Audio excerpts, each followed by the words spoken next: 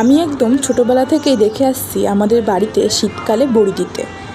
জমির ডাল, যেগুলো কলাইয়ের ডাল বা বিউলির ডাল হয়, সেই ডাল দিয়ে বাড়ির চালের চাল কুমড়ো, বাড়িতে চাল কুমড়ো দুটো মিশিয়ে বড়িটা দেওয়া হয়।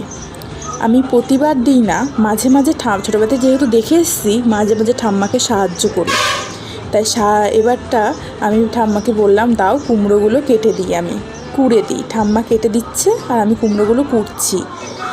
যাই হোক, ঠাম্মা বলে যে যত ভালো কুমড়ো আর ওই ডালের মিশ্রণটা যত ভালো ফেটাবি, তত সুন্দর আর সাদা বড়ি হবে। আমি তাই, এটার মধ্যে প্রচুর জল থাকে, কুমড়োতে যখন প্রচুর জল বেরোয়, তাই এটা ভালোভাবে কুটতে হয়, নাহলে মুখে বাঁধবে বা ওই ডাঙা ডাঙা থাকে ব্যাপারটা, মানে বড়ির ভেতরে একটা মিক্স না হলে না ওটা সুন্দর বড়ির সঙ্গে ফাইন হয় না।